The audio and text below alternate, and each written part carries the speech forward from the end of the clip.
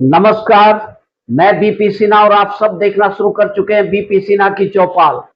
मित्रों, भारतीय राजनीति का अगर सबसे अविश्वसनीय चेहरा कोई है तो वो है बिहार के वर्तमान मुख्यमंत्री श्री नीतीश कुमार जी। इनकी कथनी और करनी में कभी भी मेल नहीं रहा। ये कब क्या कर गुजरेंगे इसे भगवान भी नहीं समझ सकता।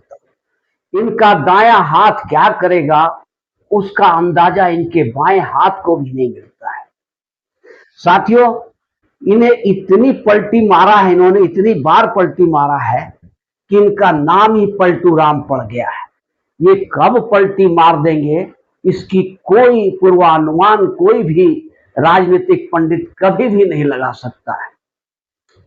साथियों, पलटू राम के नाम से मशहूर हो चुके नीतीश कुमार जी एक बार फिर से पलटी मारने की तैयारी में जुट गए हैं।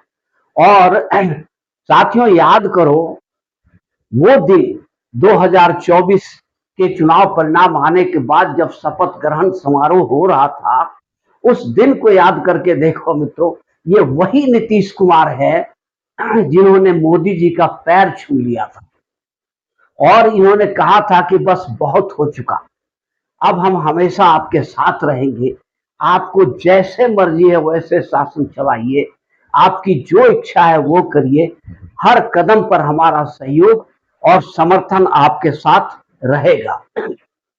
ये नीतीश कुमार जी की कथनी थी। साथियों, नीतीश बाबू ने इतनी पलटी मारी है, इतनी बार पलटी मारा है कि अब इनकी विश्वसनीयता बिल्कुल सिफर हो चुकी है, शून्य हो चुकी है। अब एक बार फिर से ऐसा लग रहा था कि नीतीश बाबू ने सबक सीख लिया है, अब दोबारा अब फिर से पलटी नहीं मारेंगे। लेकिन ये है नीतीश बाबू, इनका तो कहना ही क्या है, इनकी बात ही कुछ और है।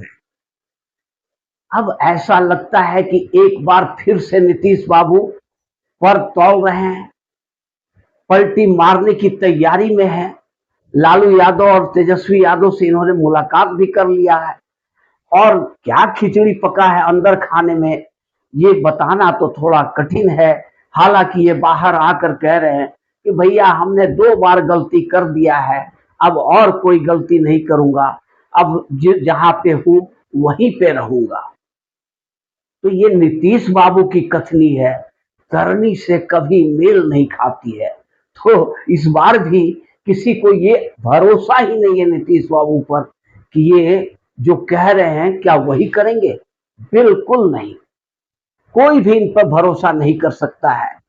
तो जब ये मोदी जी का पैर छू करके और इन्होंने आश्वस्त कर दिया था कि अब हम कहीं नहीं जाने वाले हैं, आपके साथ ही रहेंगे हमेशा के लिए, बावजूद इसके ये लालू यादव और तेजस्वी यादव से मुलाकात करते हैं। इसके पहले का जो घटनाक्रम है, नीतीश जी ने कहा था कि हम मतलब बिना शर्त समर्थन दे रहे हैं, पर कदम दर कदम केंद्र सरकार को ब्लैकमेल करने की कोशिश करते रहे।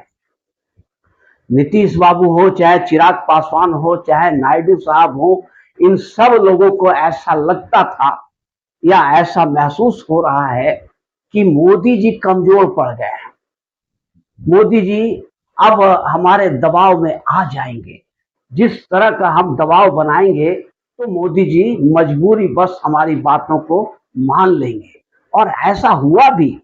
वक्फ बोर्ड का जो बिल पेश किया गया था संसद में, उसे पहली मर्तबा भाजपा सरकार ने जेपीसी कमीशन के पास भेजा, सॉरी, या यूं कहिए भेजने पर मजबूर हो गई।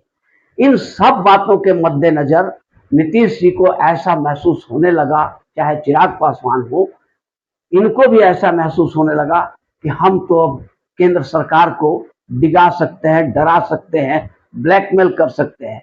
इसलिए चिराग पासवान भी उलूल जुलूल बयानबाजी करने लगे।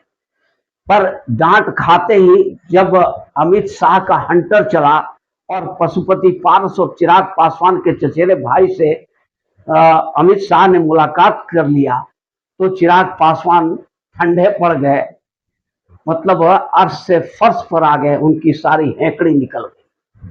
जो फालतू की बयानबाजी कर रहे थे चिराग पासवान, उस पर ब्रेक लग गया। और वही काम नीतीश कुमार भी कर रहे थे। नीतीश कुमार का के जो राष्ट्रीय प्रवक्ता केसी त्यागी हैं, वो भी उलूल जुलूल बयान देना शुरू कर दिया। वो सरकार की नीतियों का विरोध करने लगे। अब इजराइल को भारत सरकार हथियार क्यों बेच रही है, इस पर रोक लगनी चाहिए। तो ये विपक्षी गठबंधन के साथ मिलकर के केसी त्यागी इसका भी विरोध करने लगे, अग्निवीर योजना का भी विरोध करने लगे।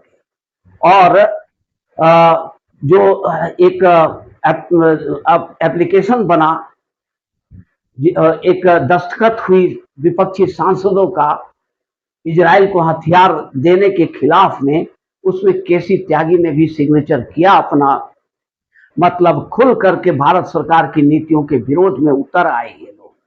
लेकिन जब मोदी ने हुंकार भरी और अमित शाह का हंटर चला, तो फिर ये सारे लोग अपने रास्ते पर आ गए और केसी त्यागी को पद छोड़ना पड़ा।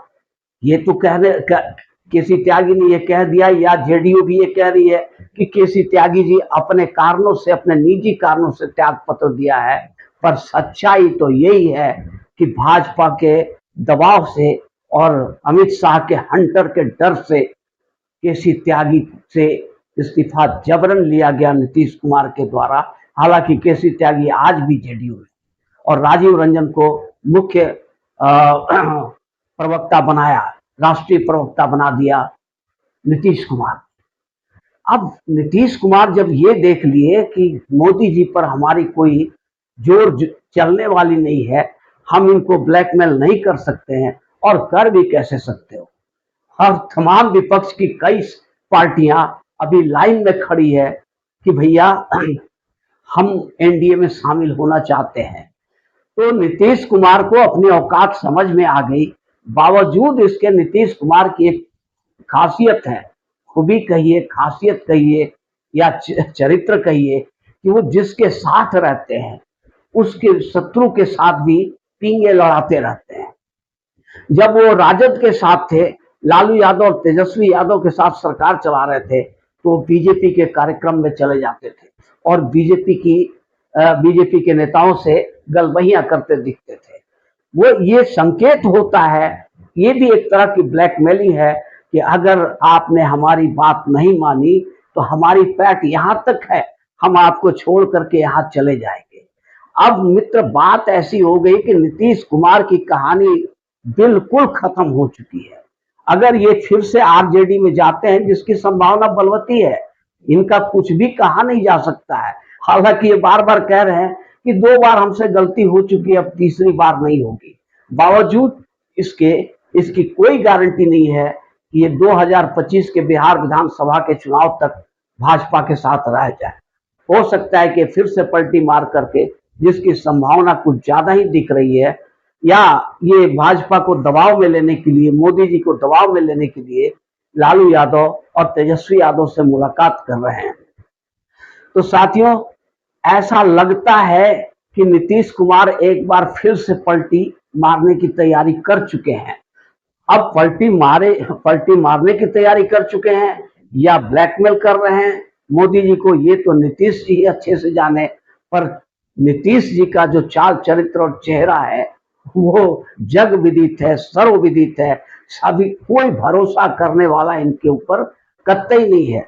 जनता से जो ओपिनियन लिया गया, तो जनता भी ओपिनियन में करे कि इनका कोई भरोसा नहीं है, पलटू राम है और ये पलटी मार भी सकते हैं।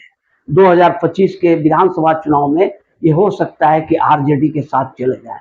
अगर इस बार नीतीश बाबू आरजेडी के साथ गए तो पूरी तरह समाप्त हो जाएंगे, जेडीयू खत्म हो जाएगी, लालू यादव पूरी तरह इनको निगल लेंगे और ये कहीं का नहीं रहेंगे। तो साथियों, ये वीडियो अगर अच्छी लगी हो तो एक लाइक और चैनल को सब्सक्राइब जरूर करेंगे। धन्यवाद।